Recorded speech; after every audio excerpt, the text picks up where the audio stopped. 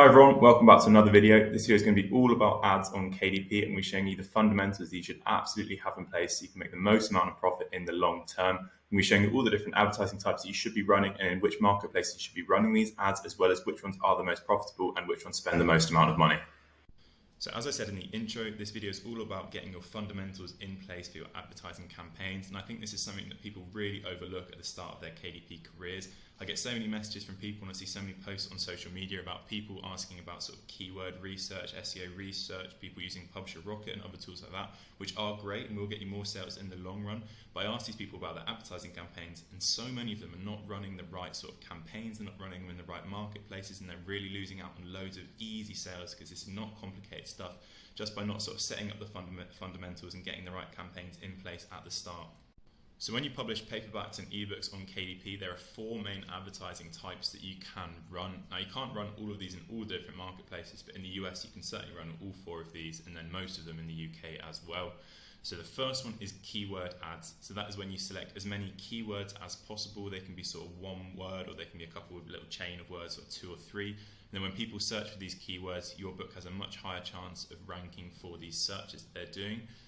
The second advertising type is product ads. Now these work in two different ways. The first way is that you can find categories to advertise your book against. So you can search for specific categories, and then when people look up these categories on Amazon, your book has a higher chance of ranking. And the second way is you can actually advertise your book against individual products. So in this case, it is individual books. So you have other books that are similar to yours, you can advertise your books against them, and then when people scroll down on the Amazon page, it will say products related to this item, and your book will appear for that one. Now the third one is automatic ads. These are run entirely by KDP itself, so you don't really have to do anything apart from put in your bid price at the start, and they basically combine all of the keyword and product ads that KDP thinks will perform best for your books. This is the easiest one to set up. And then the fourth one is sponsored brands. Now the way sponsored brands work is you can promote a series of books, and this will appear at the top of the Amazon search page. Now the minimum number of books in your series is 3. So you need to have at least 3 related and relevant books to advertise together as one bundle to run one of these sponsored brands ads, but they can be really good to run sort of further down the line when you have a few more books coming out. Now these advertising types are of course all very different, so this means they're going to all spend different amounts and they're going to have different amounts of profitability. So I'm going to rank these in order for you just to help you to know which ones you should prioritize, if you don't want to run all of these, and which ones are most important to focus on. So the ad type which spends the most and is the most profitable is keyword ads. So this means that they are by far the most important. This is where you're going to get the most amount of results, and of course a high spend and a highly profitable ad campaign is absolutely what we want. Now next comes sponsored brands for spend, and product ads for profitability.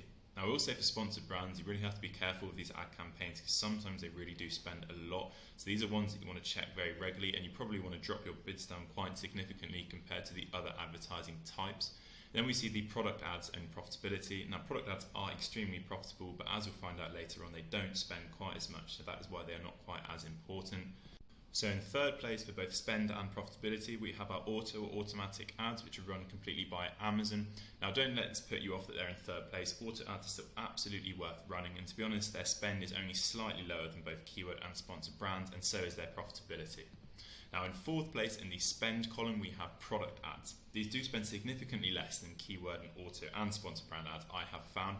And although they are very profitable, this means that not the majority, not that many sales from your advertising campaigns will come from product ads, but they're still well worth running. And then we come to the bottom of the profitability table, and in my opinion, the profitability table is far more important than the spend table, because of course it doesn't matter how much an ad campaign is spending, because if the ad is not profitable, then we're not going to want to run it. And sponsored brands comes comfortably last in the profitability table. In fact, it is actually quite hard to run sponsored brands campaigns at a profit, and you really want to be careful with these because they can end up spending quite a bit without getting the results that you want. So this is why sponsored brands should be the absolute bottom focus of your advertising campaigns. And then if in the future, when you have more books in a series, you would like to try them out, you absolutely should. But the other 3 are your staple advertising campaigns that you should be running all the time for your books. So now we get to the 4 main markets to advertise in on Amazon KDP. Now the first one is of course the USA, the second one is the UK, the third one is Canada, and the fourth one is Australia. And as you've probably already noticed, of course, these are the four sort of English-speaking countries which Amazon KDP allows you to advertise on. Now, there are loads of other different platforms that you can advertise on. You know, lots of people advertise in Germany and in France and places like this. But because they speak a different language there, the market is much smaller and it is much harder to run ads at a profit. Although I know some people still do run very good ads in places like Germany and things like that. What I will say is that Amazon is bringing out loads and loads of new marketplaces all the time to advertise in. So you really want to keep an eye out for these, because new marketplaces are really great to advertise in, and they can be really profitable, especially if a new English-speaking country comes on the advertising marketplace, like for example New Zealand or something like that, or South Africa. That could be great to advertise in. So watch out for that in the future. Now, in all four of those marketplaces, these are the ad campaigns that you should be running. The first one is keyword ads. You should absolutely be running keyword ads in all of those four marketplaces: the US, UK, Canada and Australia. Next comes your product ads. And then finally are your auto ads. So as we said earlier, sponsored brand ads are by far the least important and the least profitable. So these ones are not essential, but the keyword, product and auto ads are absolutely vital to run in all four of these marketplaces to make the most amount of money possible. So yes, this does mean that you're setting up 12 different advertising campaigns per book, which does seem like a lot, but think about it. You spent all this time creating your book. It's absolutely worth spending the right amount of time on the marketing so you can sell the most amount of copies possible. Now, of course, extra campaigns means that you are going to spend more money on advertising, but that is actually a good thing if you have the budget for it, because all of this extra money that you are spending on your advertising is going to be on profitable ads, which is going to be making you more money in the long run.